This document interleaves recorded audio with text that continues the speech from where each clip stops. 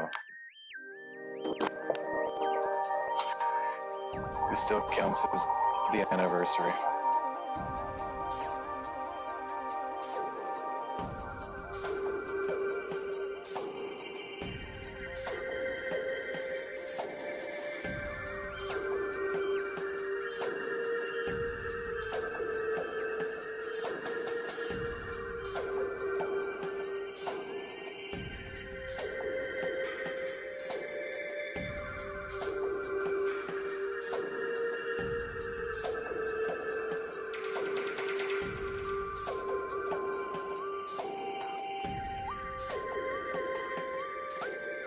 Alright, just setting up a few more things.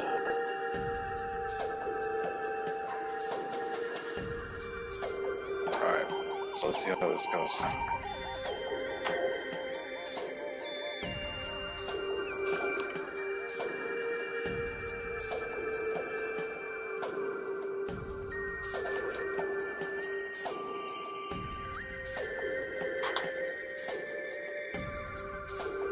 Yeah, okay, so should be able to read this.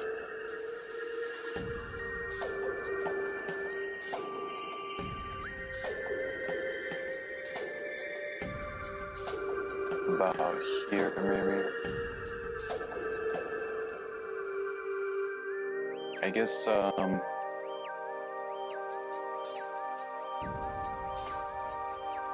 I guess the viewer really just gets to see the images. Oh, that reminds me. I used to have a separate camera that would be zoomed in, but that's not too big of a deal, I guess, because I wouldn't want to just spoil the whole thing on the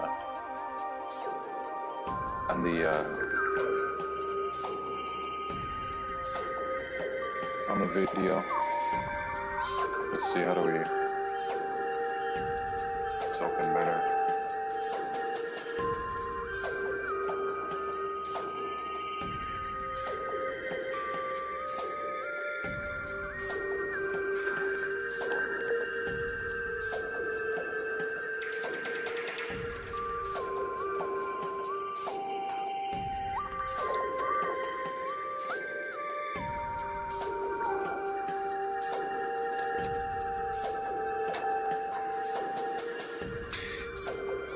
Got a nice texture to it.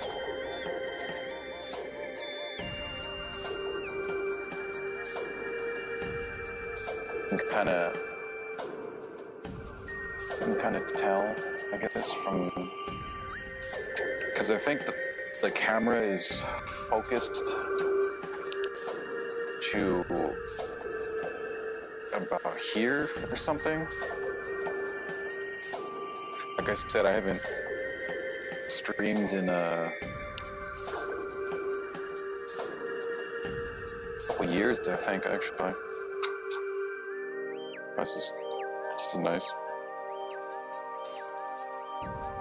But it's on sale on Amazon right now. Well, it's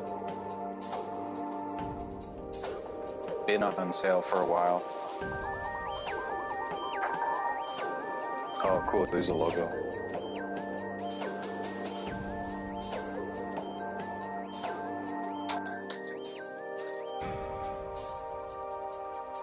Yeah, I've had this for a while, but I never got around to opening it.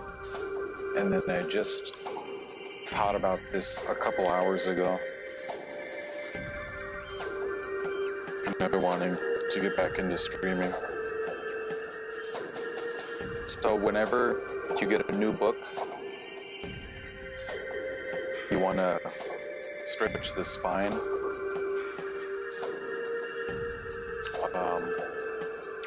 You can see it all right on the camera. You just open both sides.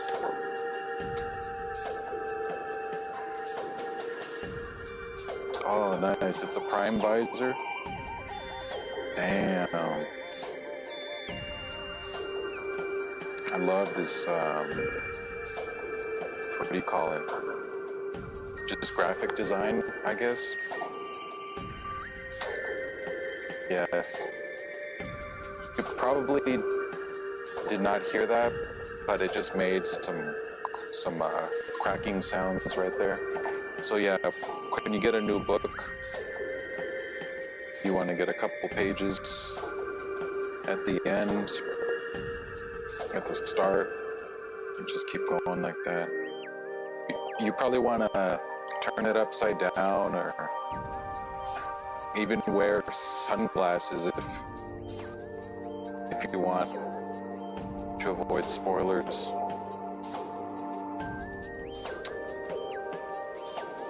But since this is an art book, whoa, concepts for the Phazon suit. I guess that is a spoiler.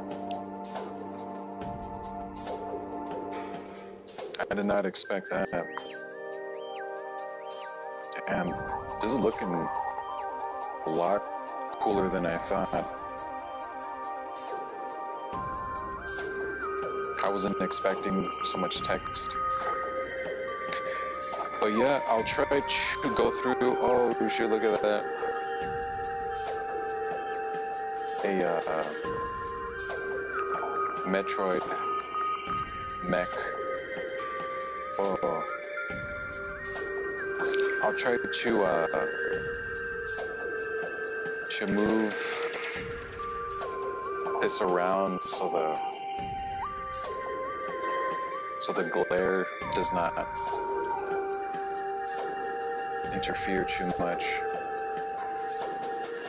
Oh, and you should also press down on the pages. I haven't been doing that.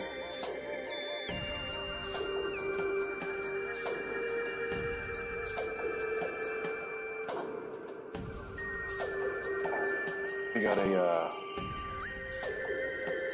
pirate.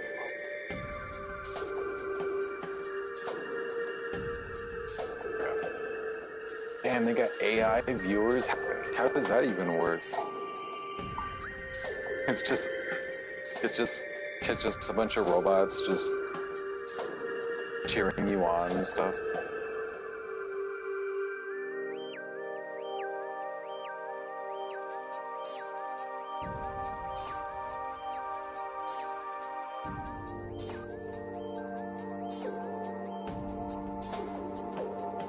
Okay, so, oh, these are pretty cool.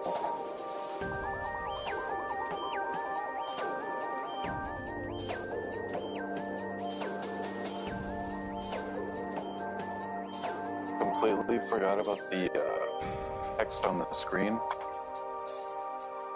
that I used to have. Okay, so it's almost finished here. Hunter class gunship.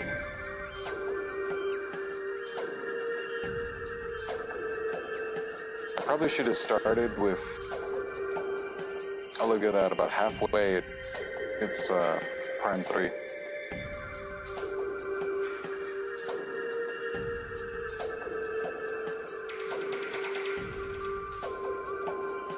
Okay, wow, this is looking cool. And that's a Chozo. Wow. Oh yeah, I forgot. The viewer can't really see.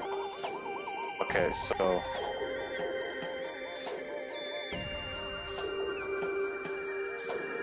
I'll go to the start.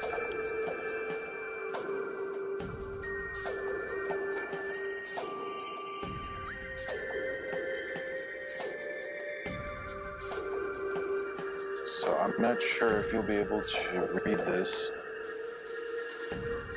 I can adjust the focus, but it's not gonna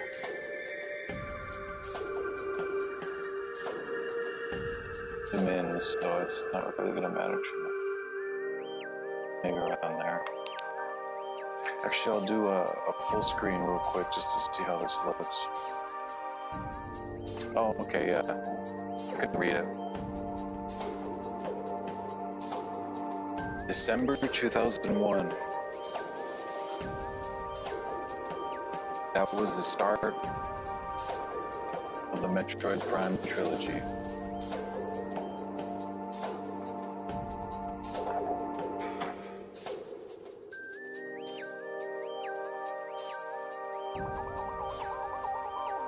Alright, so this goes. It's a table of contents. Grenschler.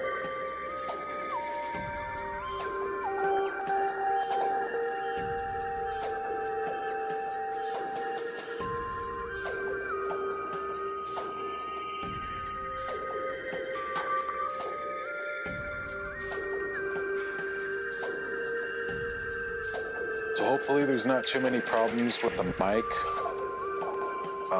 because I had a lot of trouble setting it up. But it's not too big of a deal if it doesn't work, because you're just here for the book. But yeah, so I don't think you can see that. Let's see. In addition to exclusive contributions by series, excerpts, the mic's not skipping, I'm just passing over. Okay. Oh, it covers Prime Remastered also. That's why Prime 3 was halfway.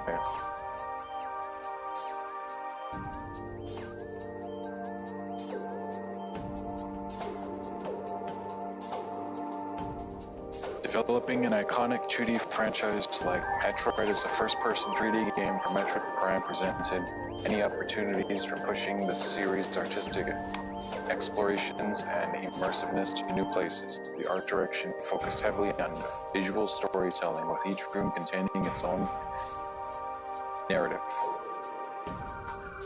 We strove to add plausibility to the environment by making everything feel grounded and connected. Hang on.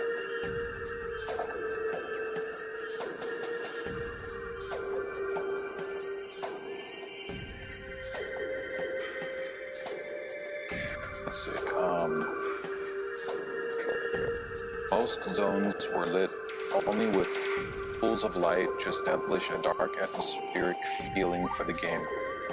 We also wanted to bring over the feeling of isolation from the prior 2D entries in the series, while building on the fantastical elements of the alien environments in 3D. Hence, there were lots of tight, quarter-like spaces that opened into larger spaces with impressive visuals. Hang on, let me see if I can get a paperweight.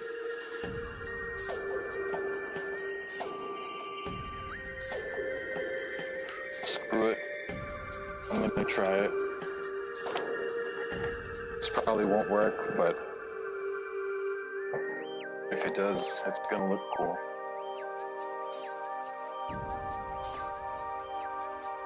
Yeah, there we go. Hence, there were lots of tight quarter-like spaces that open into larger spaces with impressive visuals. For continuity, we took artistic and design inspiration from previous Metroid games, primarily Super Metroid. To explore. I feel like I should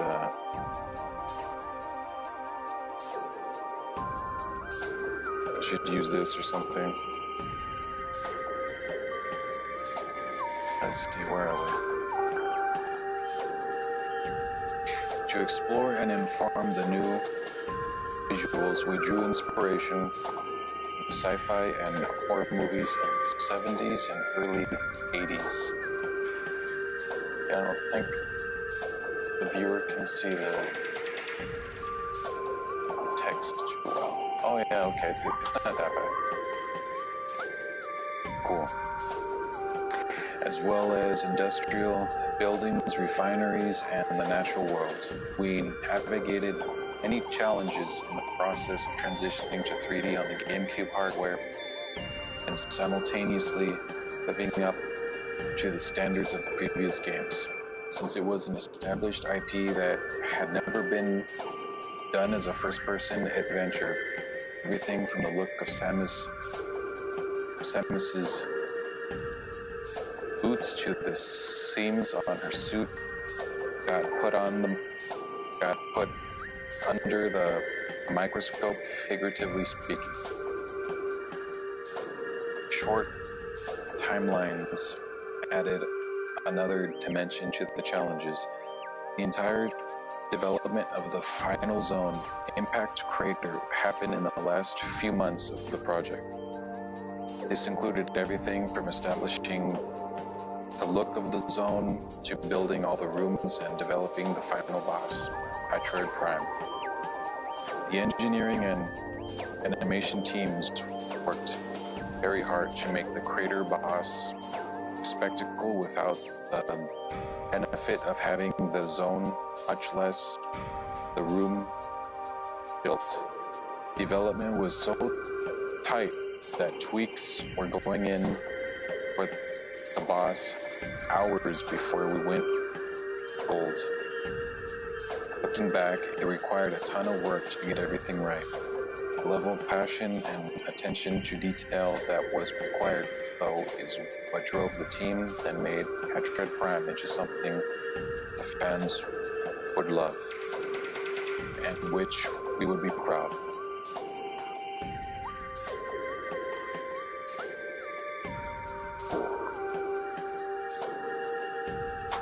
Samus goes back under attack.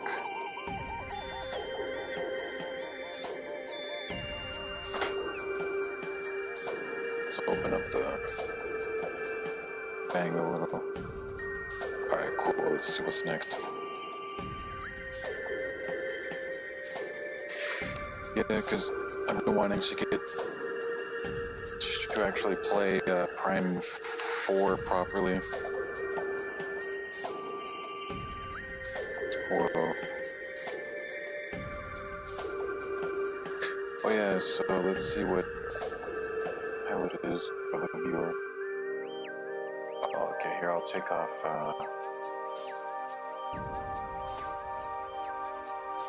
I'll move the Toad.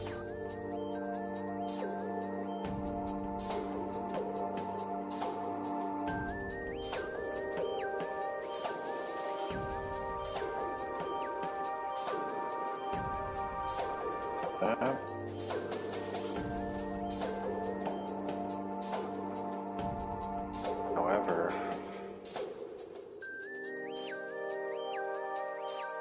shall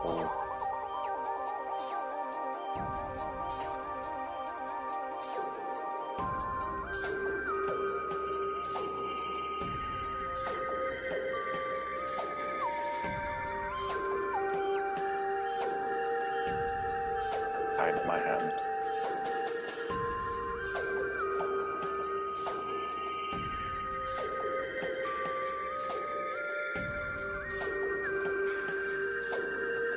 Alright, let's see how this goes.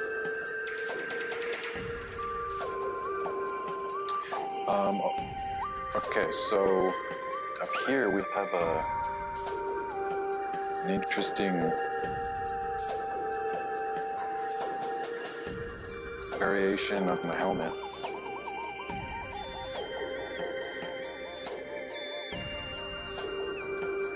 It's gonna be tough to see with the glares.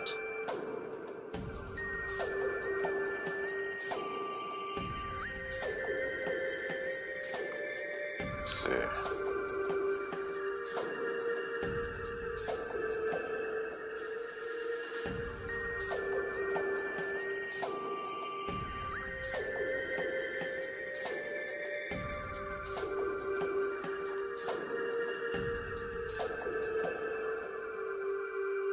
Got a whole bunch of lights on.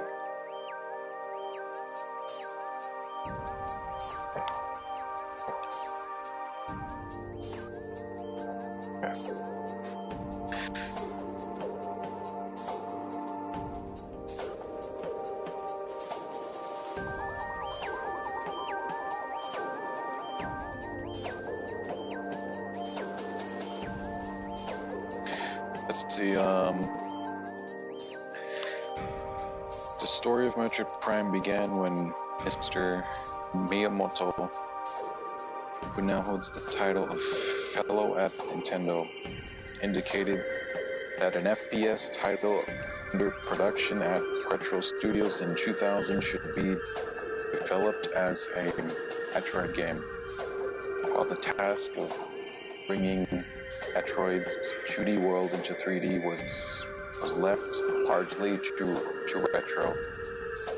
Nintendo proposed the Visor system to take advantage of the first-person perspective. Cool, let's see what else is.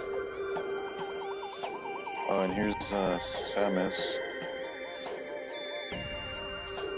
There's some pretty small text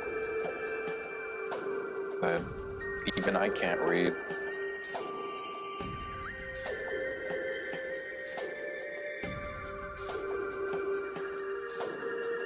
Oh, don't worry about that. Just says like facial length and stuff like that.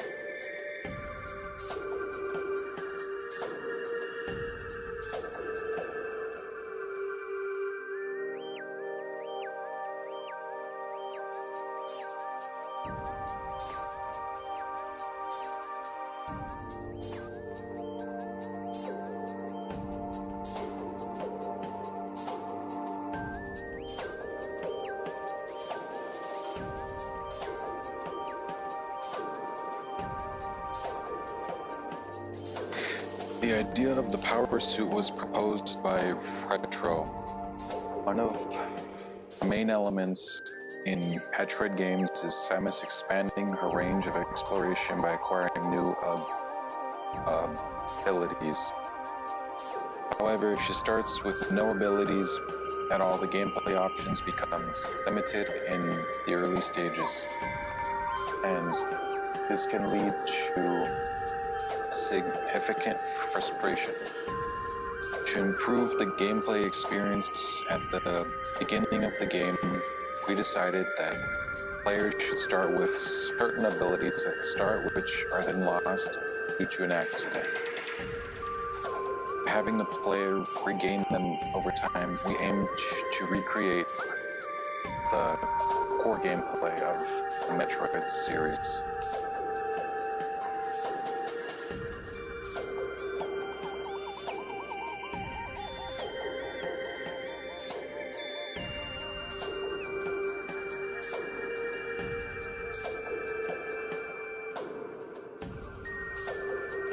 Alright, because the other suit is just called the power suit,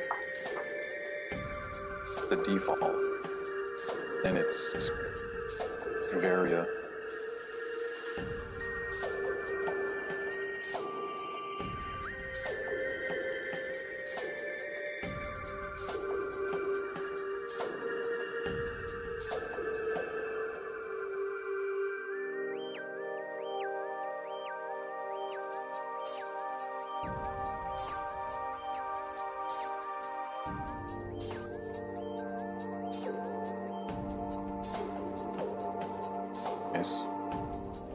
So they experimented a lot with these shoulder spikes.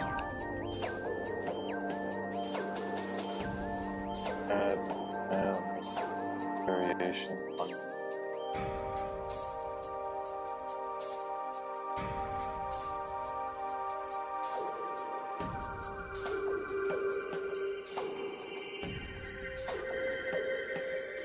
That's cool that they're doing all this. It's still pretty much the same as the game until here. Phazon's suit.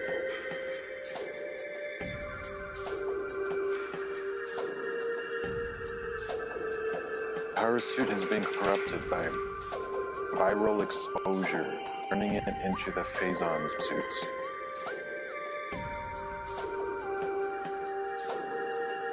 Viral corruption of the power suit has some beneficial side effects. The suit is now resistant to the effects of a blue Phazon.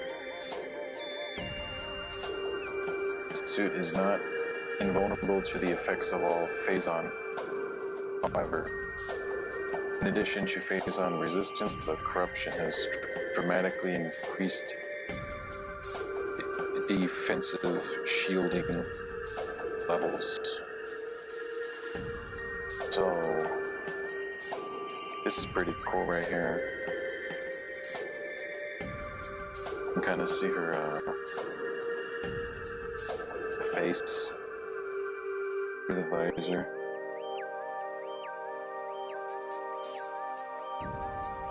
It's interesting to see these, because in the game it's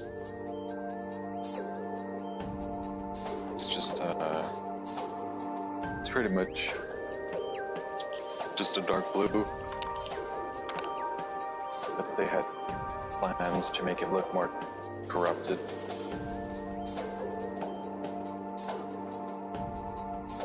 Oh, cool! They have the old designs.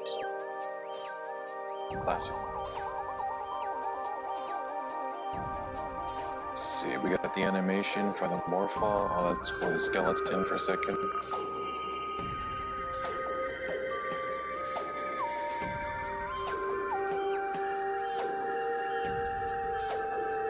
Oh yeah, I gotta move this so you can read it if you want.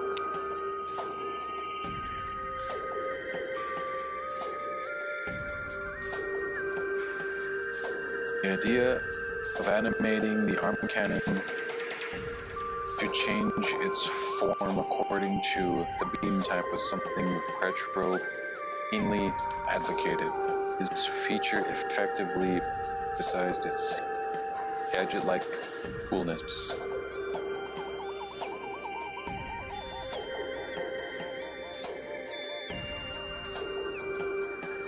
Gadget-like coolness.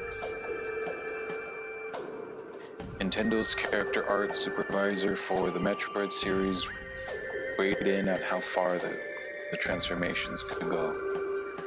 The transition animation for shifting from first-person to Morphball mode was also proposed by Retro and used almost as is. However, Retro also suggested a skip feature to reduce morphing time. But Mr. Miyamoto directed that it should be unskippable, as it was one of the few opportunities to view Samus in third person. Retro also proposed the mechanic of rolling through half pipes in Morphball mode. Initially, Nintendo was skeptical, questioning whether it would actually be fun. However, Retro responded, "Please try it out first before deciding," and submitted a prototype. I vividly remember that when we tested it, it turned out to be incredibly satisfying and engaging. Alright, so the producer's note. These are by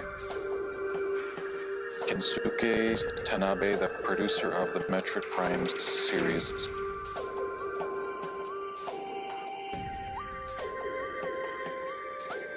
Oh yeah, I think I already read skipped over something else.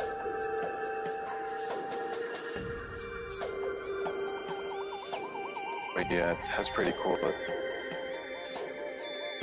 I have this kind of info.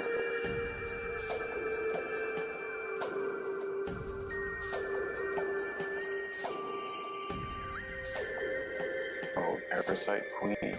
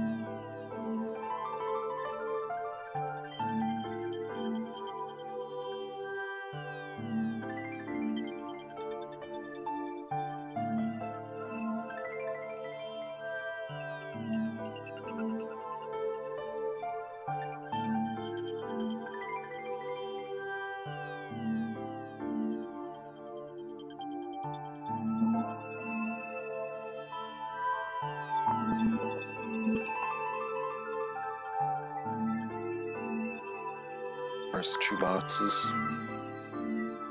Let's see. So,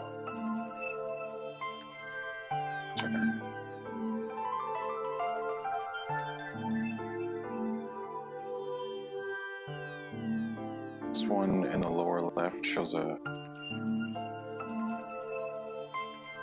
face, and then in the lower right you can see a sketch of Samus right there to help illustrate the sense of scale.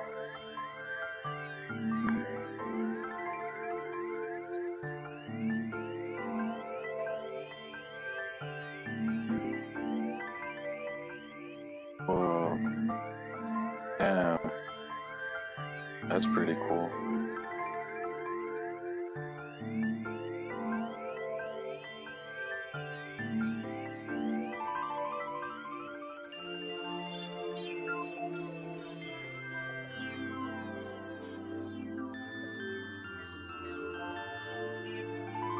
We got another illustration of the scale.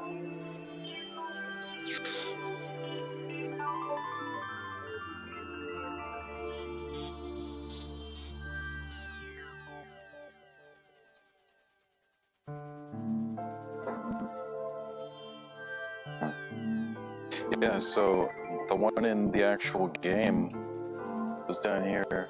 Right here, they show what a Metroid could have looked like if it just sprouted limbs. That's pretty cool. And then Meadow Ridley. Oh, here's the storyboards for when you actually fight against it.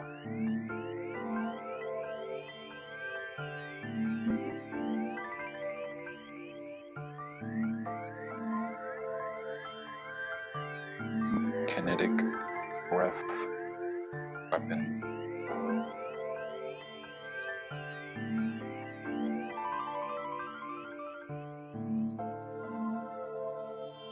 Ultra thermal flame strike projector.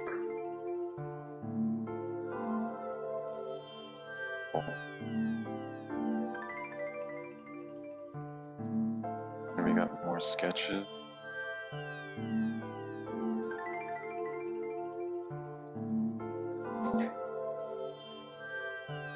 Meadow Ridley seemed to be a favorite of Retro. The idea of him leaving a strong impression early on and then serving as a climactic boss fight later came from Retro. A great deal of energy and time was spent on discussions and considerations about how to make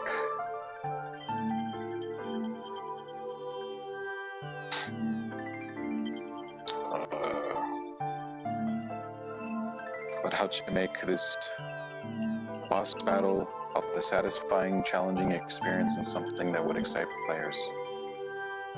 Well, this is a cool drawing.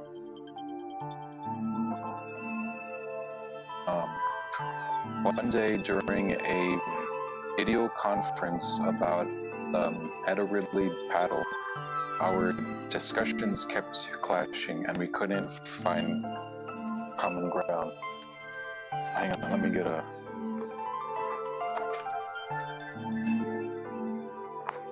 pillow right here.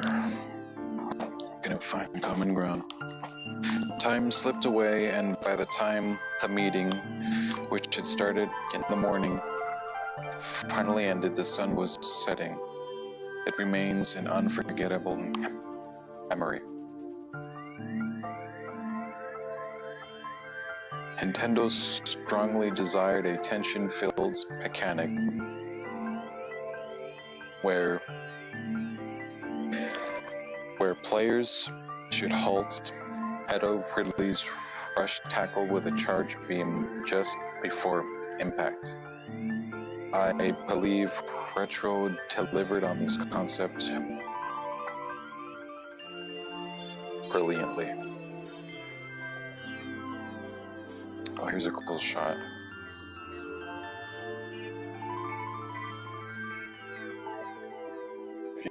Yeah, there it is. The upper right.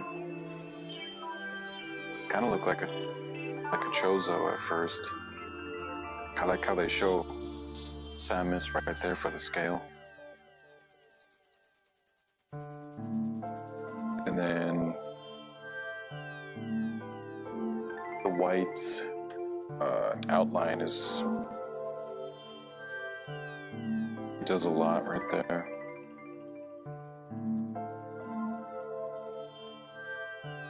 Damn it, I can hear the Metroid fusion voice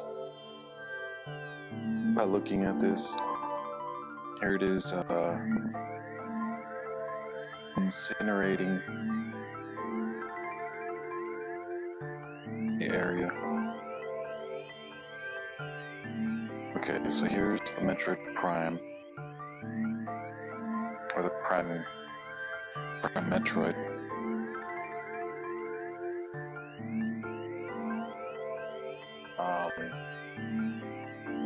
You can see, yeah, you can read the text there, and I'll put this there, you can read it. See the aberration of genetic phonics.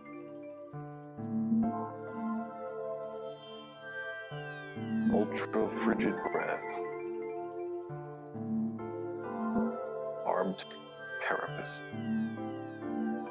Cool. Oh, so this is horizontal.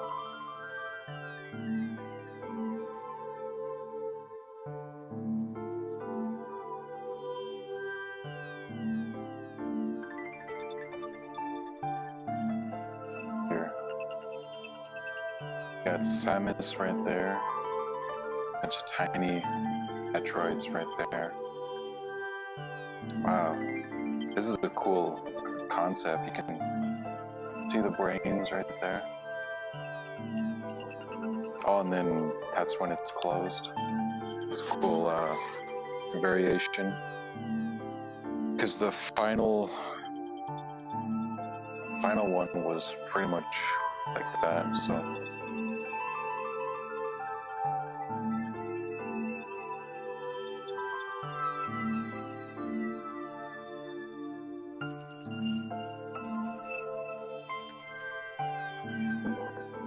Nice.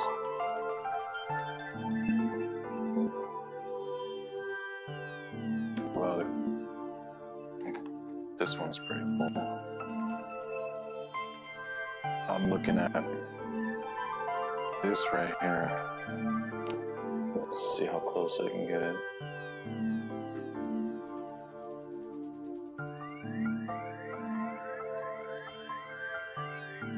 Like a phased-on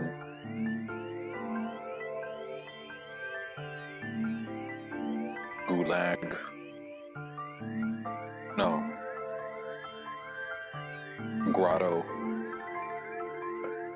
Phased-on grotto. Oh yeah, I forgot about this. The core essence of Metroid Prime.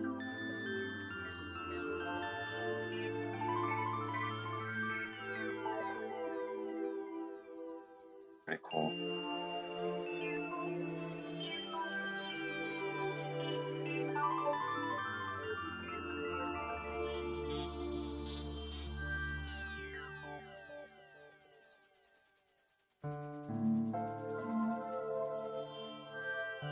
Is in the upper left, showing the census scale.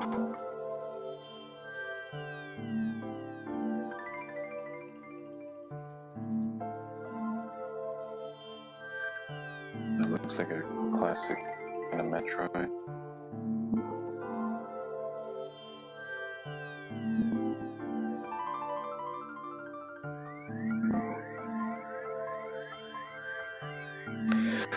Retro handled all the aspects of the graphical and technical presentation of Metroid Prime's core. In terms of gameplay, we incorporated the use of the visor, which couldn't be utilized with the spider form.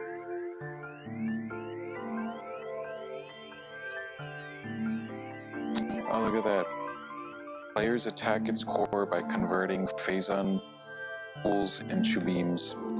As a first-person perspective doesn't enable players to see their feet, the size of these pools was carefully adjusted to a size where the players could see that they were standing inside them.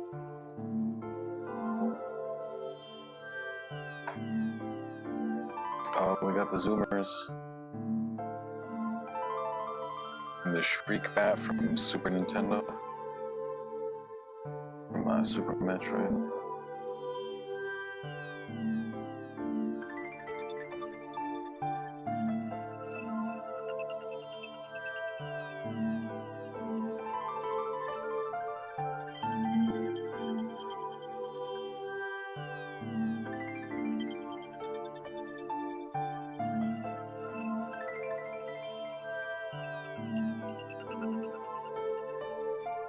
Yeah, I guess I'll start speeding up and I'll try to set it up to where video can be paused if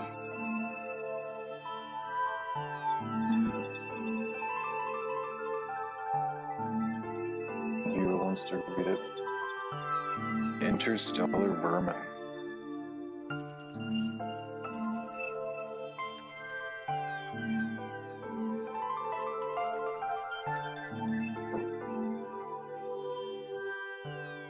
Yeah, these are such cool designs.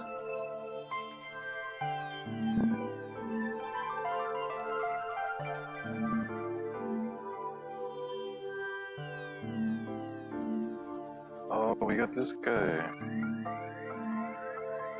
Yeah, I forgot about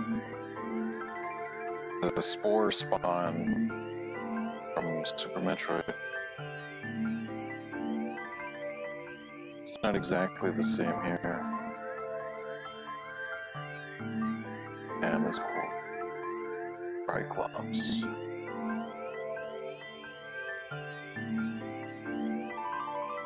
And this makes you want to play Prime 1 again. Agmore.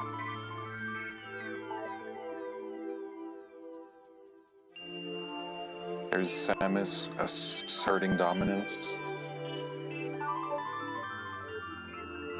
Fire breathing, sure. Oh, okay. Buffers. Oh, yeah, so I forgot to mention the texture of the bug. Probably can't hear that, but got a nice texture to it. I think you can tell. I completely forgot what this is called. This kind of texture is called. It's kind of like a cloth. It's not leather, though. It's I don't know.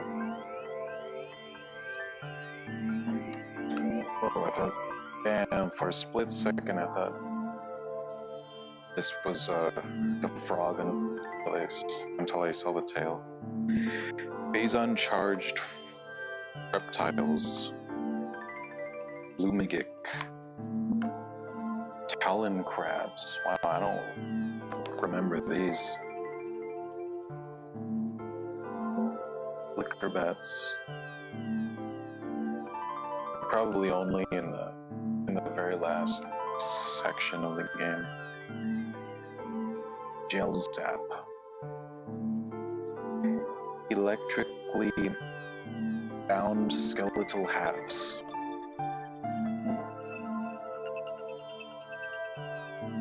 That's cool. Hopefully you do that.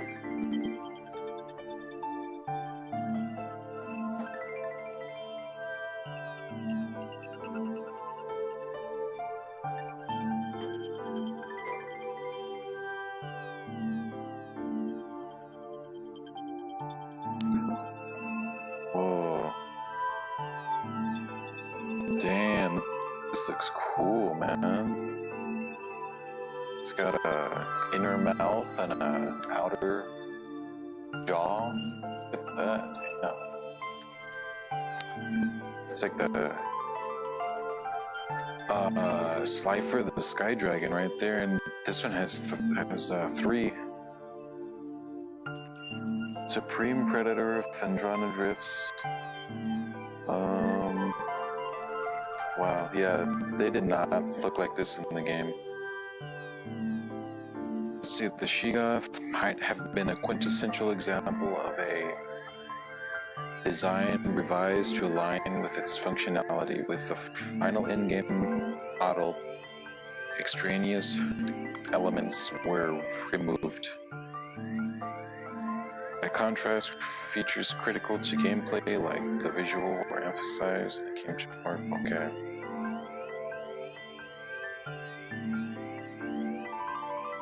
Wow, that's cool. Yeah. This is a little too complicated, I guess. It's not. It looks of like a. Yeah, I can see why they switched to the one on the right.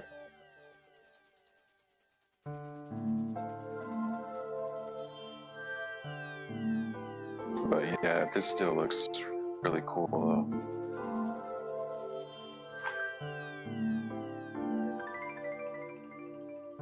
This looks like some kind of experimental creature or something, whereas this one is more of a natural predator.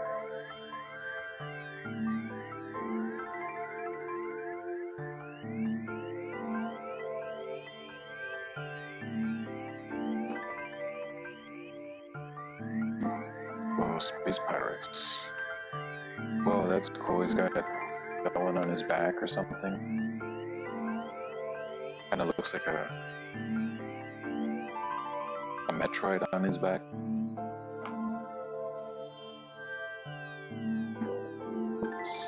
Sentry drones. Read them.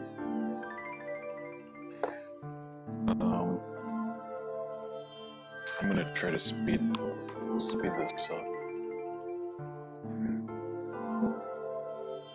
Because when I see other YouTubers review books, they don't really show every page.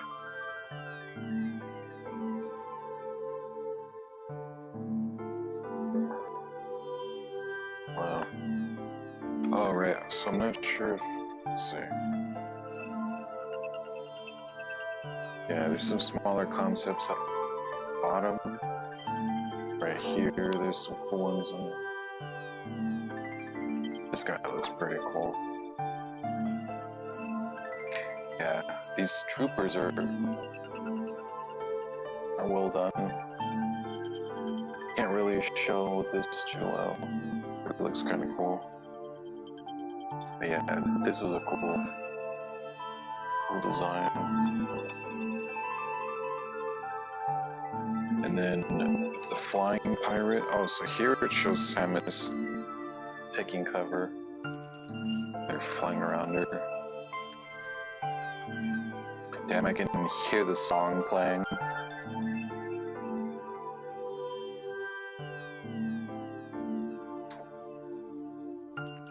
Whoa. The Metroid. Mech for the Metroid, and it even has its own E90 up here. Phazon enhanced space pirate. Cool. Then we have the Phazon Elite.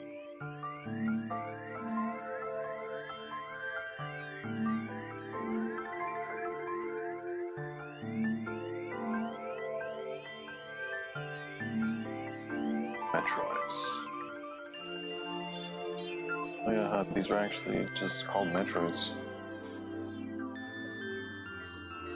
You got those, and then you got down here. It's cool. I never seen these two.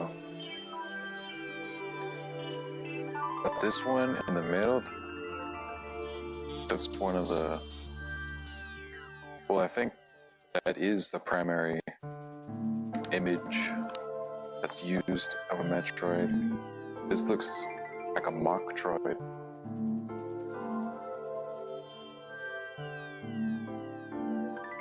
Well, look at this guy here. Baboon. Oh, shoot. We almost had, oh, I forgot what these guys are called from Super Metroid. Rinstar. Scary Snail.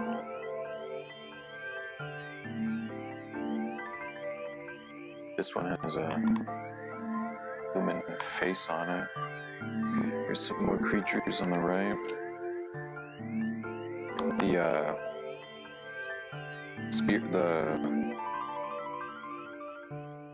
Those atom things from the haunted spaceship in Super Metroid. That's a cool looking Chozo. So here we got the Chozo tower and some concepts.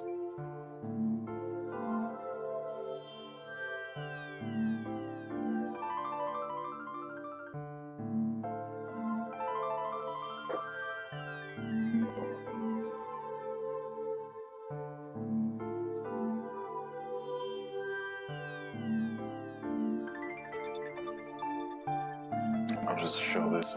Oh yeah, you can already see it. Oh yeah, those spirit Chozo. I forgot what they're called, but they attack you or whatever. Metroid Prime was not a project that was originally planned. It was a title that came about by chance as a result of Mr. Miyamoto clarifying the direction Retro should take. However, in the more than 20 years since its release, it has become a beloved title, typifying both Nintendo and Retro. In a way, it could be called a miracle. As I look at the concept art in this book, those are the thoughts that come to mind.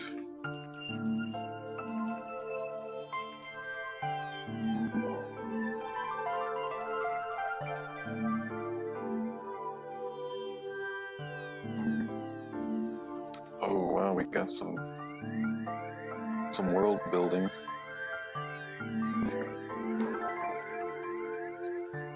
Chozo ruins, it's showing terrain.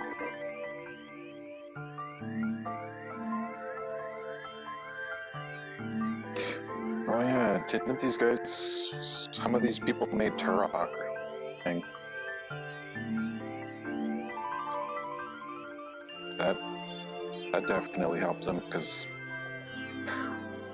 the campaign of some of the Turok games only had a couple levels, but each one was gigantic, so it was a lot like Prime.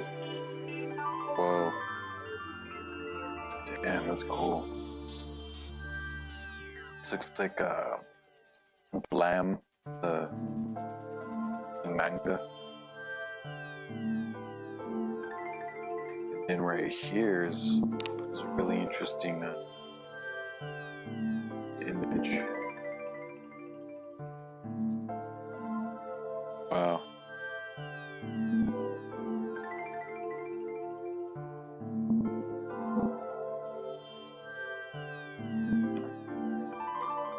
I can't really get into detail with this stuff on the stream. It's so small, yeah, I can't even see it, but it shows rock wall and ceiling track and embedded ruins with deep set lip, just describing this terrain. Whoa, the impact crater has this cool Chozo architecture and Phazon mines.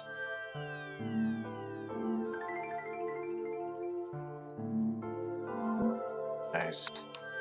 Yeah, see, these kinds of little details are worth getting the book for. So there's another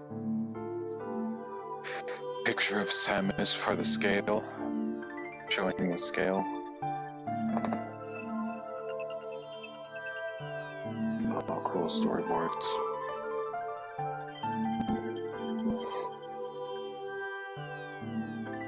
For the last boss. Dark Samus is one of the most iconic and significant characters in the Metroid Prime series. However, this character wasn't planned from the beginning. The idea emerged during the later stages of Metroid Prime's development. Games in the Metroid Prime series feature hidden endings known as the 100% endings, in addition to standard endings. These special cutscenes play only when the game is completed after getting all items. Today it's common for movies to include short teaser scenes after the end credits, but at the time I think this kind of ending left a particularly memorable impression. Let's see. When the art director first showed me the storyboard for the 100% ending of Metroid Prime, he explained, "This is a scene where Metroid Prime absorbs the material from Samus' cells and regenerates. Naturally, the idea arose, well then let's use this character to create a sequel." Around that time, I recall that some movies specifically announced as a trilogy from the outset were a hot topic, so I told the team, why not make it into a trilogy? It was at that moment we decided to make the Metroid Prime series a trilogy and set on a path revolving around Dark Samus and Phazon. Without this ending, the direction of the Metroid Prime series might have been entirely different.